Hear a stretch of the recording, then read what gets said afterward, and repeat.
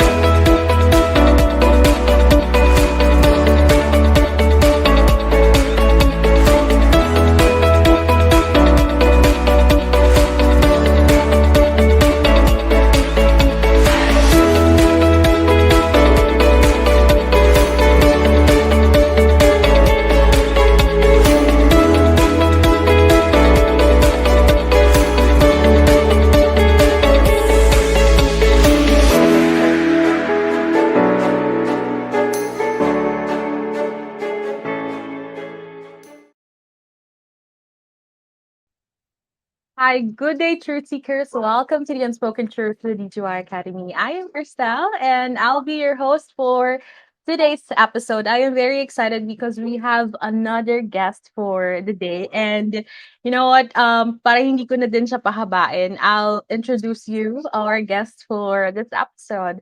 Today's episode, we have a fitness agency owner and a strength and conditioning coach. And she is Miss Lian Melegrito. Hello to the podcast, Miss Lian. Hello, hi Tal, and thank you DGY Academy for letting me jump on here. It's really an honor. Wow, thank you. Thank you also for accepting our invite, Miss Lian. Lalo na, no, magkaiba yung oras natin. She is in Canada right now. How are you there? Kamusta po ang mga bagay-bagay? It is freezing. I am in Toronto, like you said, Tel, and it's 8 p.m. my time now, so I think it's 9 a.m. Manila time. So yes, it is the winter season, so malamig. Wow, grabe. How long you've been there po? In Toronto, I've only been here for 1 year, but in Canada, mag to 3 years now. Or I think actually, yeah, 3 years approximately. It still feels like kakalipat ko lang dito kahapon though, to be honest. Ang saya, ang saya. Wow. Anyway, Mm-hmm. siguro to start the conversation, Miss Ian, everyone would like to know, of course, like, as a woman, no? Parang ako, hindi ko mai-imagine na I am going to be a fitness coach. So, my Mm, question for you siguro first would be, why strength and conditioning? Why being a fitness coach? Is there like any particular moment na na-realize mo that I am passionate with fitness, I am passionate in mhm, coaching? mhm. You know what? It's really it amazes me how many women are in this industry now because when I took it up, so just a little bit of a background, I did my sports science degree in the University of the Philippines and I went in 2009, and during that time it was a male dominated industry. So it was not common for women to take up that degree, like super onti ng babae sa college ko at that time.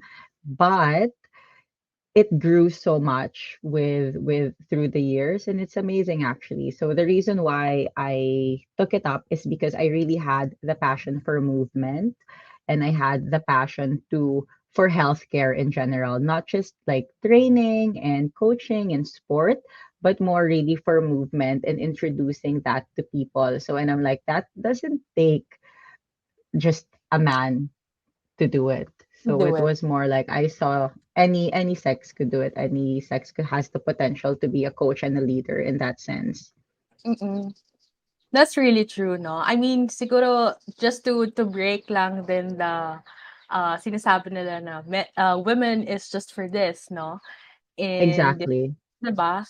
May nabasa Hmm. nga akong quote na parang women can actually do more. Like she can be a wife and a business owner and Definitely. all that. So women can be a strength and conditioning coach. So 100%. And it has evolved incrementally through the years, like from the time I entered university in 2009 to where we are now, 2022. Like, actually, women are kind of dominating the fitness industry, and everyone could see that. And it's amazing. yes, and it's very empowering. Grabe, Yeah. sobra. Siguro aside from this, miss, was there any person na naging parang inspiration mo na this coach is really good. I wanna be like her. Or gumawa ka ng sarili mong name na I wanna be different. So this is what I Hmm. will. Yes, that is an excellent question. I was always I did not like mainstream things growing up. So whatever everyone's doing, I would do the complete opposite. Let's say music, I like this music, and if mauso siya, I don't like it anymore. So I think that's also a factor of why I took up sports science as a degree. It's because a lot of people in my family were kind of doing a different thing. So I also wanted to be different. So that's what spearheaded me taking this up. That's why I never really kind of had a peg of a persona to follow. It was more I really always wanted to make an identity for myself. Sure, like there were some idols here and there that I followed in terms of their fitness journey and into coaching, just to learn more about their programming styles and whatnot. Pero none that I really patterned myself with. Just to answer that honestly, like I really wanted it to be my full authentic self more so. Wow, that is really great. Kasi most of the Mm-hmm. people, actually ako din, miss, like, 'di ba, before nauso yung podcasting, so parang Ah, naging interested ka din and parang nagwo-wonder ka din, how does it work? So, do I mhm. try din na mag-podcast? So, I think it is really great na yun nga, gumawa ka ng sarili mo din na way, and it's nice to know na parang kapag once na nakilala ka din, at least you have your own Yeah. specialty, 'di ba? Parang Mhm. oo, na Yeah. ikaw I mean, lang it's talaga. great. It's great to look up to someone, especially if they're making it big in the same industry as you, to learn from their successes and their mistakes, so you could make successes and mistakes on your own. But it's always important also to be your own true self. That's a big thing for me. Because if you just pattern yourself to someone, there's always going to be that tendency of you losing yourself and Right. then you get confused at one point, like, who am I really, right? So it's important to know your brand first, which is yourself. Oo. Right. And you get Mhm. to compare yourself then with the ano, with the other person. Like, why is this Yeah, person getting a lot of views and I'm doing the same thing and I'm not getting any? So, ganon. exactly. It's a That is learning process, learning curve. Ika nga. That's true, that's true. Siguro Mhm. next question that I have, Miss, like, what, is there like a biggest risk na ginawa mo in the past? Mm. How did you manage that despite the fear of failure? Ooh, heavy question, Crystal. But biggest risk, I would have to say, ayoko maging story time to, pero even before, when I was in university, the reason why I took up sports science partly was as a pre-med course to enter into medicine moving forward. But then as I graduated, Nike got me right away under their umbrella and was an excellent company to work for. And then I just did uh, agency blew up, and strength and conditioning was really good. So I was making it in the industry pretty well at an upward trajectory. So around maybe second, third, fourth year in the industry, I still had at the back of my mind that I knew I wanted to take up more education wise. I completely forgo of my dream of being a doctor. I just knew in my fourth year in university while I was doing internship that traditional medicine is not for me. I do not like drugs. I do not like pharmaceuticals. I know what it's for, but it's just not my realm. So I loved movement. I love rehabilitation. So um, the biggest risk was, even though my upward trajectory in the fitness industry as a coach, I was at my prime, I had to let go of all of that to follow the burning passion to take up further education or continuing education. And that's what led me here to Canada, taking up my post grad for my Doctor of Chiropractic degree. And it was difficult because I was 6 years out of university. So wala na akong maalala. So from square one, and I got accepted to the only chiropractic school in the country, and it was an opportunity I could not let pass. And that's where it went. I let go of my job in Nike, of the agency that I loved working with and for, the studio, all my classes, all my clients, to move here and start from square one. So yeah, but honestly, no regrets. Yes, and I think, Miss, ako naniniwala din kasi ako na, when you I mean, it's not that you are leaving the opportunity, especially Mm-hmm. that super great niya and you made friends na already. Pero parang, if there is really something better for you, then I don't think you should really Mm-hmm. regret at all, 'di ba? And Yes.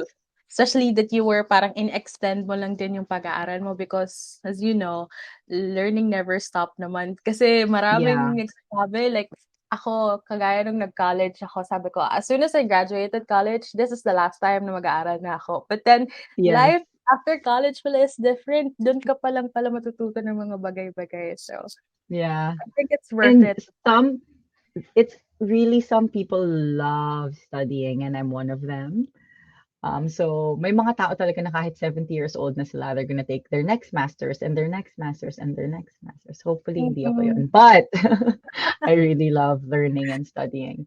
So yes. Oh, that's really nice to know. Ako din, grabe. But anyway, Mm-hmm.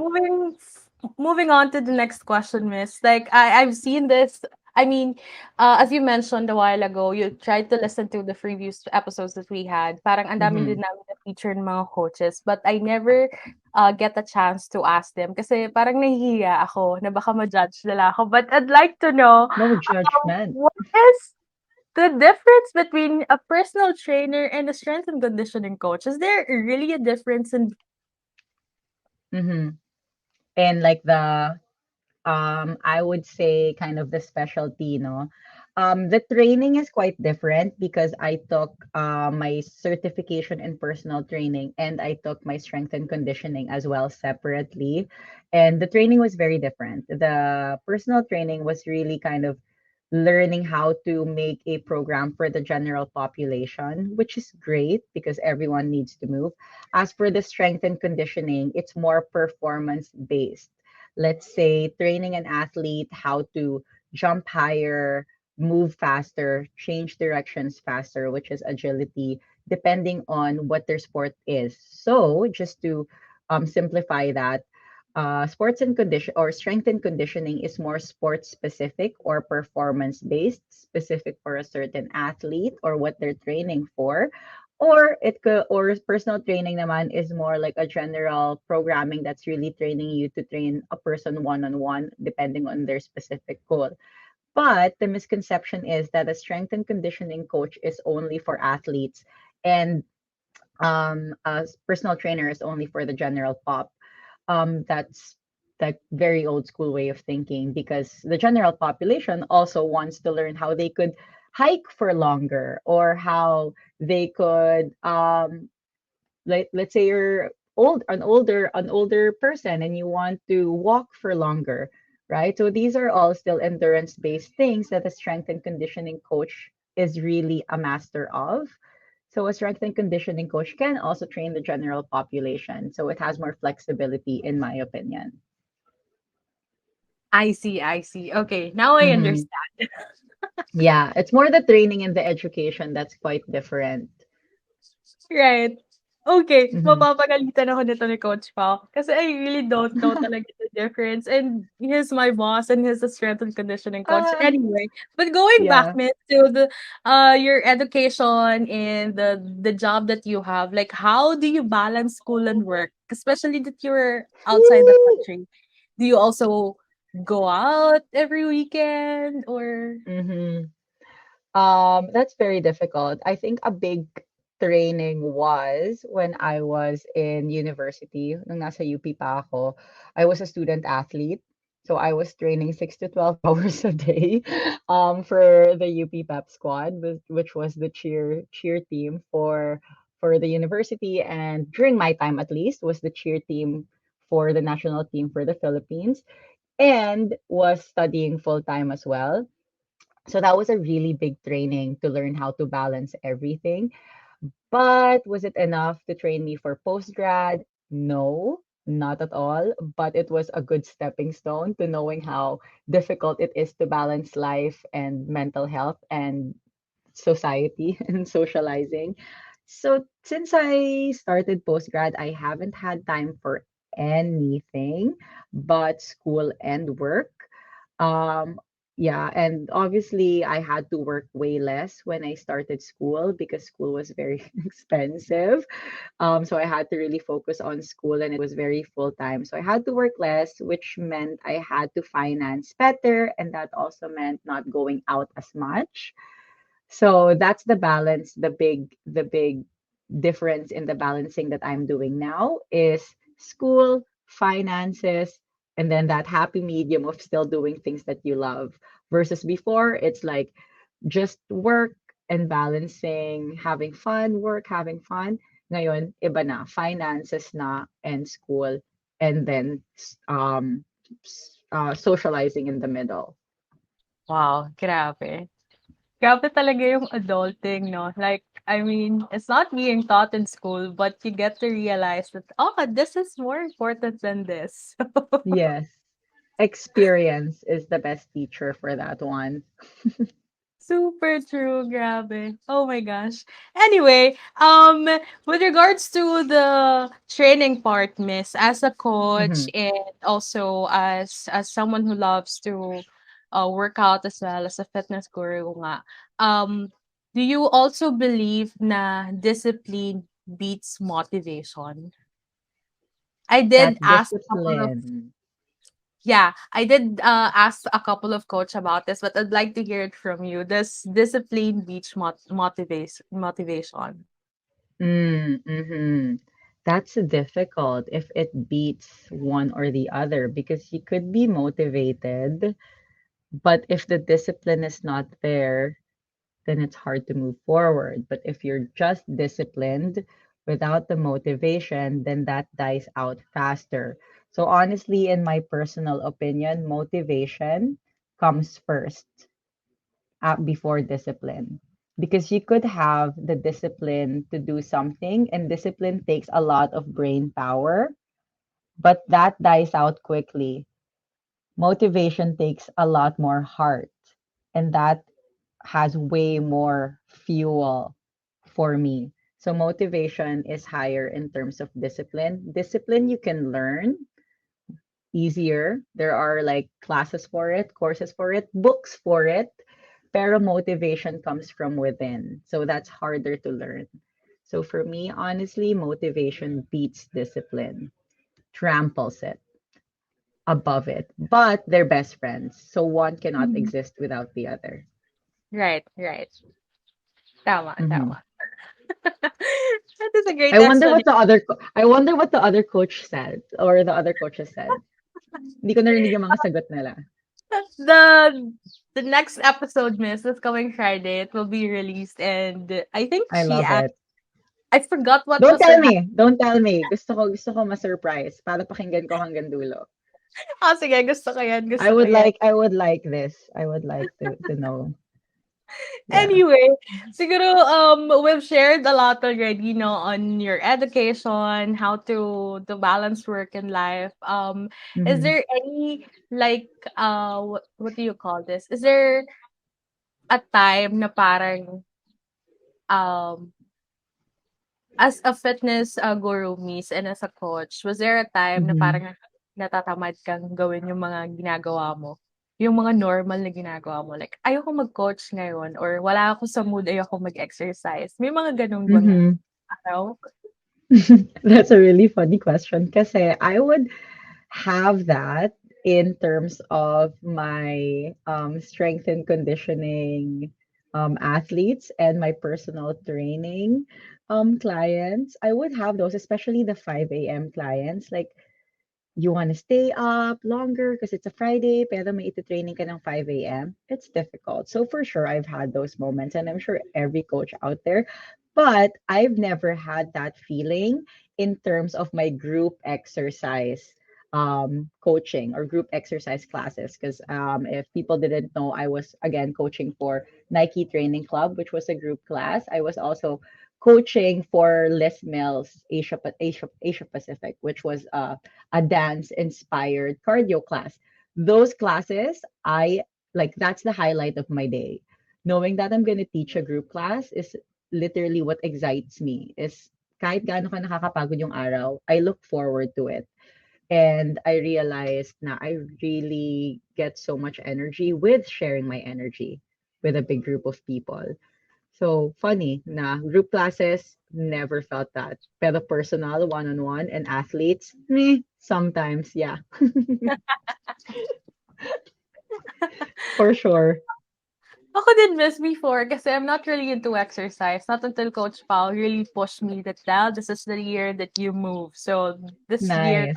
that's the year that I really need to focus on my physical health. Tapos, parang before kasi, parang may urge na, yes, sige, punta tayo ng gym, mag-workout tayo, o kaya Mm, tumakbo tayo. Pero parang for me, as my personal experience talaga, hindi ako gagalaw not unless there is someone or a friend who will push me na, "Let's go na, tara na." nice. 'Di ba?